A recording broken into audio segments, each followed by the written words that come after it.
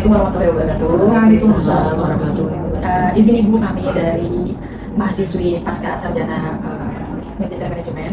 Kami akan wawancara sedikit mengenai program-program di Aisyah. Boleh sebelumnya Ibu izin perkenalkan dulu. Oke. Saya Sri Imawati, dosen di S2 Pendidikan Dasar Fakultas Ilmu Pendidikan UNJ. Kalau di Aisyah saya di majelis di Dasmen dan PAUD dan Dasmen. Kalau bidangnya di Dasmen dan pesantren. Tentang pendidikan ya Bu ya? Iya, edukasi. Kalau misalkan untuk di program itu seperti apa sih Bu di PAUD itu? Mengenai tentang pembelajaran Islam misalnya Di Aisyah nih maksudnya? Di Aisyahnya Kalau di Aisyah sebenarnya SD sama PAUD kan nggak jauh ya. Kalau di sini kan biasanya di pendidikan dasar kan di SD. Kalau di Aisyahnya sebenarnya sama aja, karena kan dasmen dan PAUD itu kan berarti kalau PAUD di level PAUD, kalau dasmennya itu kan berarti sama aja kan di level SD, SMP, SMA, MA gitu kan. Programnya banyak banget, tapi karena memang kita PP Aisyah itu kan levelnya pusat ya. Jadi karena pusat ya kebijakan, kemudian panduan atau pedoman-pedoman atau buku atau regulasi. Jadi dan level kerjasama dengan kementerian juga ya. Karena kan kita pusat. Kalau misalkan di bawah nih ada wilayah, daerah, kemudian cabang ranting kan mereka pelaksana nih. Kalau wilayah kan masih mitranya kita di pusat. Tapi karena kita di pusat ya hampir panduan-panduan. Kalau di bidang saya itu kita sedang menyelesaikan panduan SD, ada panduan untuk pesantren, kemudian semacam kayak kurikulum gitu kan? Yes, kurikulum. Terus ada suplemen AIK gitu kan. AIK itu kan sebenarnya sudah ada di Muhammadiyah gitu ya, dan kita kan Aisyah sama Muhammadiyah kan memang ya sama aja kan. Nah basicnya kan berarti memang yang sudah ada kurikulum untuk AIK-nya, Islam ke Muhammadiyahan. Kemudian kita bukan modifikasi sih, kita sesuaikan dengan kebutuhan dasar di Aisyah. Banyak program yang lain juga sih, ada termasuk kita mau coba untuk panduan TVA atau TPT juga ya, karena kan itu part of ini juga kan, education itu. Tapi nggak yang formal gitu. Tapi juga kita harus buat aturan atau standar kurikulumnya juga ya, atau pedomannya lah ya, karena kalau misalkan nggak ada pedoman kan nanti kalau misalkan kita PAUD aja kan TA-nya kan Aisyah tahu ya luar biasa ya, se-Indonesia nasional. Nah kalau misalkan bicara TPA juga kan udah beberapa ada juga kan yang punya Muhammadiyah. Saya kalau misalkan nggak didampingin gitu atau nggak digarap gitu. Sejauh ini masalahnya apa atau kendalanya saat pembuatan si program atau pelaksanaan ke wilayah-wilayah dan cabang-cabang? Kalau di level pusat sih kita nggak ada masalah ya. Artinya gini loh, Karena bukan pelaksanaan juga ya. ya tapi dinamika organisasi kan saya kira teman-teman melihat kita bukan mau membandingkan sama organisasi lain ya, tapi kalau sejauh ini sih Muhammadiyah, Aisyah dan ortom-ortomnya nih semuanya NA, Pemuda, Tapak Suci, IPN, Hizbul Waton aman sih, nggak pernah ada masalah, apalagi level pusat. Artinya maksudnya orang-orang yang di pusat itu kan orang-orang udah clear dengan personalitinya, kemudian orang yang udah punya pengalaman banyak di organisasi, bahkan apalagi di Aisyah kan saya kan aslinya maksudnya dari IPN juga, dari IM, HW, dari NA kan, artinya saya ke Aisyah itu kan transfer kader yang saya bukan dari Aisyah ranting, tapi karena saya pernah di PPNA 2 kali PNUD, pernah di PPIPM, pernah di IMM, di Hizbul Waton juga pernah di pusat, jadi transfer kader namanya. Jadi ke Aisyah yang transfer kader karena pernah di PP Ortom itu loh jatuhnya. Jadi kita sih nggak ada masalah, kayak persoalan-persoalan internal yang beberapa orang nanti aktif nggak aktif itu standar ya. Artinya kan semuanya mau punya profesi nih kalau di Aisyah. Maksudnya ibu-ibu mbak-mbak yang tidak nganggur gitu loh, punya pekerjaan juga dan sibuk, tapi kan karena levelnya udah nasional udah clear dengan urusan. Kalau yang internal nggak ada sih, aman sih kita. Paling ke bawahnya mungkin yang memang untuk misalkan memfinishing panduan itu kan ada tahapannya panjang. Nah kemudian kan kalau udah selesai kan, kalau buku berarti harus di SBN, maksudnya harus dipaten dan lain sebagainya. Terus kemudian ada momen kita harus sosialisasi ke level wilayah, daerah, cabang dan ranting. Itu kan Indonesia kan luas banget tuh, mungkin wilayah kita clear ya karena 30 sekian aman, tapi kemudian daerah kan lebih banyak lagi. Nanti terus pelaksana yang paling bawah itu kan berarti di cabang ranting, itu juga kayak perlu konsistensi mendampingi aja sih, karena kalau enggak kan pedomannya udah banyak nih, level pusatnya oke, tapi ternyata hanya berhenti di wilayah atau daerahnya sebagian, itu kan juga kayak problem yang sifatnya teknis yang sebenarnya kita bisa selesaikan sih harusnya. Berarti itu semacam ada kalau di luar tuh kayak FGD atau BIMTEK, atau hanya untuk kita keluarin buku panduannya di bawah tingkat sebaran, atau dari atas itu ada sosialisasi lagi tuh di bawah sih? Kita kan tahapan di atas aja kan panjang ya, untuk satu panduan aja kan maksudnya benar-benar yang nggak langsung jadi kan, ada workshopnya, ada seminarnya, kemudian ada sponsor untuk backup dan sebagainya gitu. Nah ke bawah itu kan kita sering ada acara nasional, acara-acara nasional entah yang diselenggarakan oleh PP Aisyahnya, entah dari majelis, pokoknya sering ada acara nasional. Nah di situ tempat kita untuk sosialisasi, nggak lagi dalam tahapan mereka merevisi. Kalau udah clear selesai kan kita ada ahli juga Selain PP Asia kan, bahkan sebagian PP Asia kan mereka ahli di bidangnya ya, ahli PAUD juga, ahli SD juga, ahli pesantren, kemudian psikolog juga gitu ya. Maksudnya benar-benar orang-orang yang memang kapasitas pendidikannya oke dan sesuai gitu kan. Ya udah kita kan ada grup juga secara nasional kan, kita informasi kita sedang mengerjakan ini. Bahkan di awal kepengurusan kan ada program tuh, ada rakernas kan mereka ngerti ya, bahwa kita punya program nanti sampai mana kerjanya, kemudian kendalanya di mana, kapan akan di launching, kapan akan disosialisasikan, selayaknya organisasi nasional sih. Jadi kayak penguatan itu. Iya, tapi kan sebenarnya kan kita membuat panduan itu kan untuk grassroots ya, untuk daerah cabang ranting. Berarti ya maksudnya memang kadang PR-nya kita tidak sekedar selesai bukunya atau selesai panduannya kita kasih selesai, tapi kan harus ada pendampingan dari pusat juga kan. Sejauh mana nih penyebaran bukunya kan, entah soft file atau hard file sampai mana, terus kira-kira mereka ada kendala apa enggak? Karena kan dengan kondisi culture dan kesukuan gitu atau kedaerahan yang berbeda kan, walaupun mayoritas pendidikan di Asia rata-rata kan minimal S1, S2, bahkan S3 kan. Artinya kita nggak ada problem dengan kayak pendidikan gitu loh, tapi kan pemahaman orang ketika misalkan dia dibenturkan dengan culture atau dengan kayak suku gitu kan, pasti takutnya penafsirannya agak berbeda. Nah itu yang perlu kita ini sih dampingi gitu. Jadi lebih ke di wilayahnya ya Bu, maksudnya karena beda suku Iya. sampai ke bawah. Sometimes tapi nggak selalu sih. Secara umum kan insya Allah kita tuh maksudnya kayak Aisyah tuh udah clear, organisasi juga udah clear, struktur juga udah oke, pendidikan juga basicnya udah bagus banget semuanya. Jadi maksudnya kayak belum pernah sih nemuin kayak problem yang bikin kayak wah enggak sih, kayaknya kayak normal aja sih, kayak normal aja sih. Jadi sejauh ini tuh nggak ada kendala ya Bu ya, maksudnya dari PP mengeluarkan pedoman A di bawah ya sudah semuanya serempak. Karena kita di Muhammadiyah kan memang harus mengikuti bukan apa ya, maksudnya ketika memunculkan satu rules gitu ya atau kemudian apapun itu kan kita kan di Muhammadiyah kan biasa maksudnya percaya dengan pimpinan gitu yang udah dikasih amanah kan, dan sejauh ini juga kan kita nggak nepa-nepa juga, maksudnya kayaknya nggak ada sih case, alhamdulillah ya di Muhammadiyah nggak ada case besar gitu yang pengurus Aisyah kenapa atau Muhammadiyah kenapa. Saya selama jadi kader sih belum, alhamdulillah ya, belum pernah dengar gitu. Jadi kayaknya di bawah tuh kayak ya udahlah, maksudnya kita percaya dengan kapasitas pimpinan yang di atas, kemudian berusaha melaksanakan sebaik mungkin. Kalaupun nggak maksimal kan dia akan dilaksanakan di periode yang berikutnya gitu loh, maksudnya akan selalu seperti itu kan, yang tidak tuntas dilakukan berikutnya, yang tuntas berarti dikembangkan lagi gitu sih. Nah, untuk panduan sendiri tuh biasanya berapa lama ya? Dan contohnya apa gitu panduan yang udah dikeluarkan dalam berjalan sukses? Kalau kan di majelis PAUD Dasmen itu kan banyak divisi ya. Nah kalau saya kebetulan di pesantren sama di Dasmen itu yang kita sudah mau finishing itu panduan untuk SD, sedang direview sama Prof. Herwina Bahar, tapi sedikit lagi selesai, udah sekitar 90%. Kalau yang pesantren juga sudah 85% sampai 90%. Kalau suplemen AIKA juga sedikit lagi selesai, suplemen kurikulum AIKA. Bukan kita pengen beda dengan Muhammadiyah ya, tapi disesuaikan dengan kondisi di Aisyah, program, kemudian kayak grassroots-nya gimana, sekolah PAUD dan lain sebagainya gitu, itu juga sudah mau selesai. Sama banyak programnya sama kementerian juga kan ada beberapa hal ya, termasuk kayak inklusi itu juga kita kan konsen juga, yang pendidikan inklusi, terus kerjasama dengan kementerian-kementerian juga banyak banget sih. Tapi itu di departemen bidang yang lain, aku nggak begitu mesti paham. Tapi yang pasti karena memang Aisyah itu kan sekarang nggak cuma PAUD ya, kita kan punya PAUD nih, punya juga SD, punya SMP atau MTS, punya SMA, SMK, bahkan udah ada perguruan tingginya kan di Solo sama di Jogja. Jadi memang Aisyah ini maksudnya memang lahan garapnya sekarang udah oke banget, udah banyak banget. Jadi kalau dulu kan kayak labelnya itu Aisyah itu berarti TK, ABA, PAUD. Sekarang udah banyak banget, maksudnya udah banyak sekolah-sekolah Aisyah juga yang kayak boarding dan lain sebagainya, dan bagus banget kan. Jadi memang lebih luas aja sih untuk garapan Aisyah ini.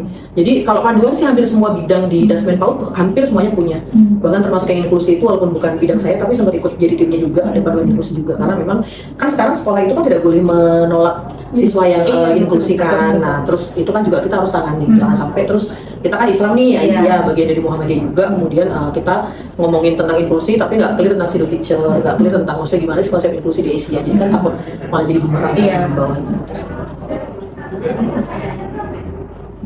Karena nggak ibu-ibu semua sih, banyak yang masih muda juga. Tapi biasanya mereka di NA kan. Tapi kalau udah pernah di NA kan, walaupun usianya masih bisa di NA kan, saya masih bisa di NA nih. Tapi karena ya udahlah, maksudnya emang NA udah 2 kali periode juga kan, nggak enak juga nih 2 kali periode kan udah lama banget kan. Kalau 3 kali periode kan kasihan junior kan. Jadi walaupun usianya masih bisa di NA, misalnya gitu ya, tapi ya udah kayak Aisyah kan sama-sama di dia juga. Nggak yang ansi terus, pokoknya selama usia masih bisa di NA, nggak juga kan. Kan yang ibu Aisyah juga mereka walaupun pendidikannya oke, cerdas banget, tapi kan mereka butuh yang masih muda-muda juga untuk sat ya, tapi harus support kan, support system itu sih.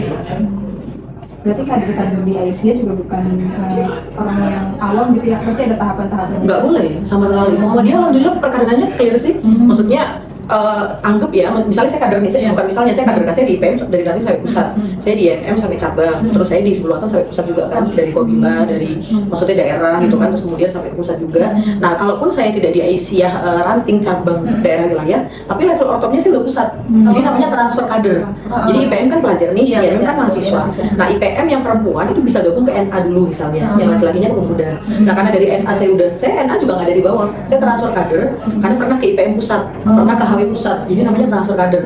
Nah, jadi di NA itu saya nggak punya basic dari ranting, tapi perkaderannya diakui karena udah di PP IPM, yang IPM dari ranting sampai pusat gitu loh. Nah, Aisyah juga transfer kader, jadi nanti kalau yang di pemuda ini kalau udah selesai di Muhammadiyah, kalau yang NA udah selesai di Aisyah. Jadi maksudnya memang kita tuh nggak sembarangan gitu loh, jadi nggak ujuk-ujuk ada orang tiba-tiba di Aisyah, nggak bisa, nggak bisa. Saya mau ke Aisyah nggak bisa, harus ada tahapan dan proses. Nah, kalau kayak gitu, Biasanya tahapannya itu dari mana dulu, Bu? ya tadi kalau misalkan beliaunya emang dari ranting Aisyah, cabang, daerah, wilayah, pusat bisa. Nah, saya nggak dari ranting, tapi saya kan alumni atau kader PP IPM Sampai ke pusatnya besar. Nah, kan perkaderan di IPM dari ranting sampai saya kan Taruna Melati 1, 2, 3 utama udah tuntas. HW juga kan sampai pusat, jadi ada transfer kader. Jadi beberapa kader yang udah pernah di pusat di ortom itu boleh transfer ke Aisyah atau ke Muhammadiyah, nggak harus dari Aisyah ranting. Tapi kalau orang nggak pernah di perkaderan ortom, dia harus ikut Aisyah dari bawah, benar-benar ranting, cabang, daerah, wilayah baru pusat. Kecuali memang ada beberapa yang anggota istimewa, misalnya beliau adalah rektor perempuan misalnya di PTM Muhammadiyah atau Aisyah dan punya kontribusi. Nah, itu bisa jadi anggota istimewa tapi tidak di struktur kader gitu loh maksudnya. Boleh kita libatkan tapi kemudian bukan di struktur kadernya gitu.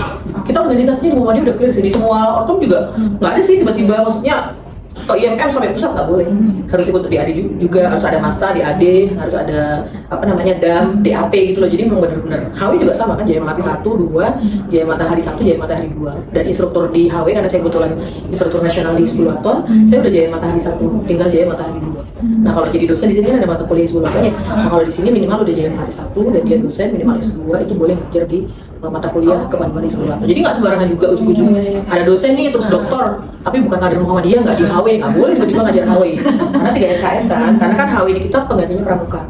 Jadi di SD itu udah nggak ada mata kuliah pramuka kan, udah diganti 10 tahun dari 2013-2014. Karena maksudnya memang HW kan 1918, pramuka kan 1921 kan, artinya lebih tua, lebih senior HW dibandingkan pramuka kan. Cuma secara legalitas karena pemerintah kita ya maksudnya pramuka kan part of government kan, kalau kita kan part of Muhammadiyah Organization kan, jadi kayak tapi kan maksudnya kita tahun 61 itu kan disuruh milih kan, HW mau nggak gabung dengan pramuka, ternyata nggak mau kan, ya kan kita punya prinsip sendiri. Akhirnya mati kan HW kan, baru bangkit lagi tahun 99-2000 karena maksudnya memang sebagian orang HW atau senior HW itu kan bergabung ke pramuka untuk ngidupin pramuka kan, ngebesarin, sebagian lagi nggak mau, baru 99 bangkit lagi, baru sampai sekarang di 10 tahun udah mulai luar biasa kan, wow, alhamdulillah gitu. Jadi respect, aku bilang about teacher, bukan karena Muhammadiyah ya. Bisa kok alhamdulillah sih maksudnya. Dan bahkan yang al-Islam ke Muhammadiyah itu kan sebenarnya kita boleh konversi gereja ya. Jadi yang non muslim itu kan kamu kalau mau ikut AIKA kan 1, 2, 3, 4 kali kan. Nah maksudnya kalau dia nggak sanggup itu boleh ke gereja. Ternyata sebagian milih AIKA. Dia bilang I will choose al-Islam ke Muhammadiyah. Dia katanya pengen tahu tentang Muhammadiyahan, hadis, Al-Quran, bahasa Arab atau apa gitu lah maksudnya. Jadi mereka milih itu, kita nggak paksa. Kalau dia memilih ke gereja kita bolehkan, tapi mereka milih iya karena mereka pengen tahu tentang Muhammadiyah, dan mereka tuh sampai ada istilah yang Kristen Muhammadiyah itu loh. Dia bilang aku kalau jadi anggota Muhammadiyah sih oke, karena nggak ada masalah kan, karena aku nyaman dengan Muhammadiyah. Jadi saya rela menyebut Kristen Muhammadiyah itu. Maksudnya saking bangganya dengan Muhammadiyah. Alhamdulillah maksudnya berarti kan kita diterima oleh Muhammadiyah itu nggak berkonflik karena ngapain, nggak ada waktu kan. Kita sibuk ngurusin apa usaha, Muhammadiyah kan banyak banget kan, rumah sakit, panti asuhan, panti jompo, rehabilitasi narkoba, sekolah. Maksudnya kayak there is no time to apa yang maksudnya kayak yang negatif thinking gitu loh, kayak apa sih gitu loh, kayak it's not important gitu, maksudnya kayak ngapain gitu loh maksudnya kan. Menarik dari yang tadi Ibu sampaikan ya. Mereka tuh berarti yang ikut Muhammadiyah betul-betul karena kesadaran kemudian ketertarikan ya, bahkan nggak ada mungkin nggak ada translate secara tertulisnya, oh harus beragama Islam, harus berpakaian yang ini, mungkin masuk ke organisasi Muhammadiyahnya sendiri tidak ada aturan. Ada, ini kayak masih gini loh, masuk Muhammadiyah itu perkaderannya ketat juga. Ada sebagian yang memang karena keluarganya Muhammadiyah jadi anggota Muhammadiyah, tapi ada yang memang tertarik karena di bangku sekolah atau di bangku kuliah. Ini kayak case ya, maksudnya memang kita nggak punya hak untuk memaksa mereka seperti kita yang kasus non muslim. Sebenarnya maksudnya kalau di kader bener, dia bukan kader jatuhnya. Kalau yang non muslim ikut HW kan ada juga nih, ada Jaya Melati kan juga ikut perkaderan loh. dia ikut pelatihan misalnya gitu kan, itu mereka bukan kader disebutnya, hanya anggota aja, anggota istimewa. Jadi kalau di Hizbul Wathan itu ada beberapa juga yang non muslim tapi ikut Jaya Melati 1. Jaya Melati 1 itu setara dengan DAD, artinya kan perkaderan, tapi dia bukan kader. Karena kan saat kita acara aja nih sholat malam nih, kan mereka cuma hadir di lokasi sholat malam, tapi dia diskusi sendiri dengan temennya yang Kristen gitu loh. Dia tetap hadir kok. Dan kayak kajian ayat itu malah mereka ada yang ikut juga yang habis sholat subuh. Ikut, mereka ikut kegiatan Tadabbur Alam juga semuanya ikut, tapi dia bukan disebut kader. Kalau kader kan gitu ya, mengikut. boleh, ya kan boleh, HW sering kok kita Jaya Melati orang muslim biasa aja. Nggak mungkin kita tolak orang di Maisa WMJ. Mereka kan mahasiswa di sini. Kita nggak punya alasan untuk nggak bisa dong kita nolak, dia mau ikut dan itu full acaranya kan lama juga 4 hari kemah, terus ada yang acara di kelas teori juga mereka full ikut, nggak mungkin kita tolak. Tapi dia bukan kader, dia hanya anggota istimewa. Dan ya maksudnya kan emang kita kan nggak pernah jelek-jelekin agama, maksudnya kan agama kan.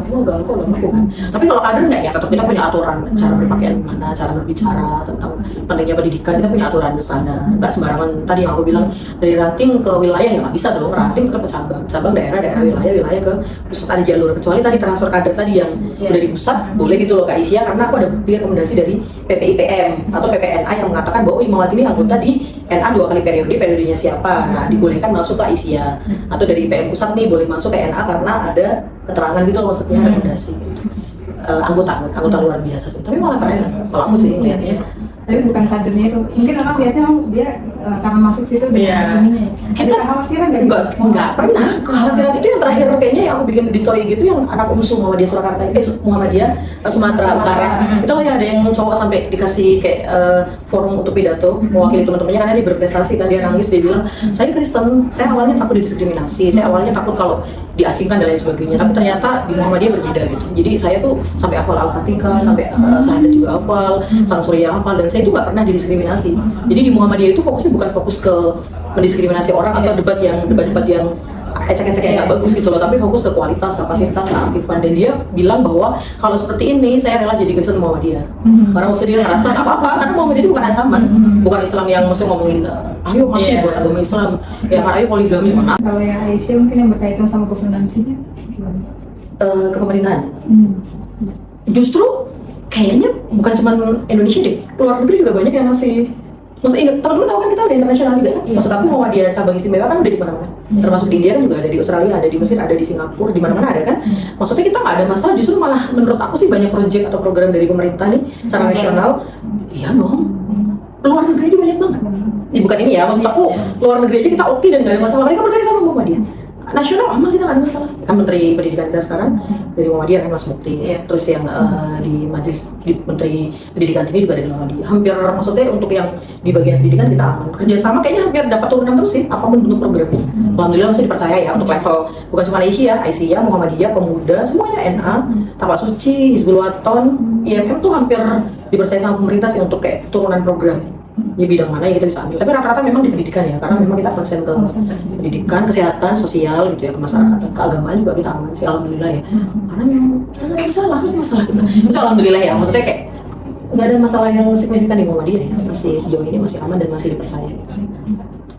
Menjaga kepercayaan itu mungkin apa nilai-nilai yang emang harus dipegang ya? Iya sih, karena udah 19-12 juga ya, udah banget. Kalau saya nih sebagai anggota Muhammadiyah, kader Muhammadiyah Tulen dari IPM ranting gitu kan sampai sekarang, kualitas SDM kita yang pendidikannya itu minimal sarjana rata-rata, sarjana, S2, S3 bahkan profesor, doktor. Itu sih mungkin yang orang lihat benar-benar ya.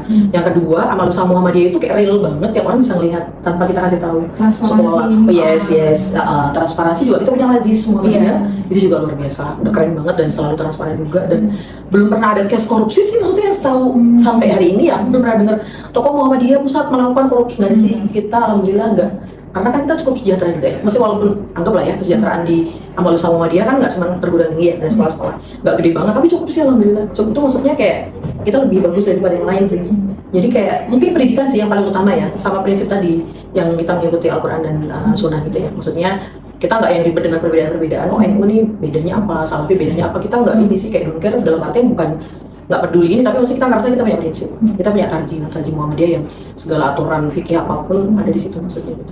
Tapi aku yakin sih karena kualitas pendidikan kita sih, menurut aku ya benar-benar yang orang ngeliat, ih keren nih Muhammadiyah gitu, orangnya punya prinsip gitu sih. Kita moderat banget kan, pakaian aja kita nggak ribut kan, kok yang pakai sandal yang kayak saya ada yang ya, tapi kalau yang ketat banget juga kita nggak ya, maksudnya nggak sih, kalau nggak ada sih di kader yang maksudnya normal aja kayak Terima kasih banyak Ibu. Siap, kita ditambah banyak